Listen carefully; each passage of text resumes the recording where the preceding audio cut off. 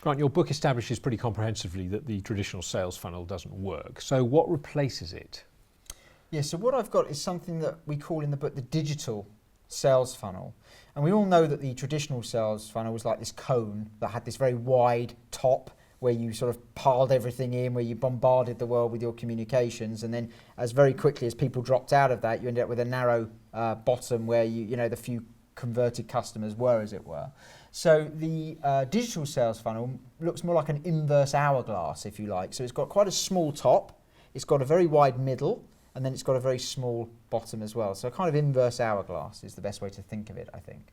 And in reality then, what's going on in that sort of bulging middle? Yeah, so the reason why you've got a very narrow top is because in contrast to kind of shouting at the entire world about your products and services, today what you need to do is attract people to come to you. They start the buying journey by going onto the forums, asking their network and doing all these other things, and therefore you need to be attractive to them. And if you're going to attract people in rather than shout at them, they're going to come in less volumes. Even if you have a seasonal business, the direct mail of 10,000, you're not going to get 10,000 at once. So you have this kind of much narrower top. What's going on in the middle, if you relate to that, is once someone comes into the top, your job really is to engage with them and keep them there.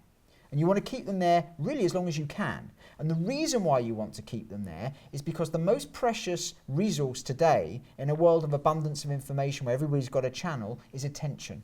It's very hard to get people's attention. So once I've engaged with your business and I've said I'm interested in what you do, however passive that may be, the last thing you want me to do is to disappear. I've got some interest in what you do. Now, if you can engage me by creating value, in your case, why use video, what it can do for you, how it can do it, ways to make good ones, all these kind of value adds, you keep me engaged. But what that engagement does is it keeps my attention. When I'm ready to buy, I'm in your buying set. I know who you are. I come and approach you. It doesn't guarantee the business, but it does guarantee you the lead. And that's what's going on in that middle, which is why it's wider. The other thing is there's got to be an acknowledgement today that in a world where everybody's got a channel, actually your most powerful salespeople are often not you as the salesperson, but the community you create around your business. So those people that are engaged, even if they don't buy your video, they may share it with someone else and go, hey, you were looking for video, this is really good. Oh, look at these tips that Dave put out. So what happens is you get that share of attention, you get other people sharing that content as well. So that's why you have this wide middle. And of course, what you can do, salespeople could never engage on volume because as a salesperson, I met you one-on-one. But in social media, I can engage with groups by putting out a great video or a great blog. So it's easier to keep more people's attention. I can cope with more in the middle than I could traditionally. But the bottom of the funnel, of course, is the same as it always was. So why hasn't that changed? Yeah, because I think there's an acknowledgement that at the end of the day, you'll always have more prospects than you have customers. There'll always be more people inquire, more people engage, more people that find you interesting that ultimately buy.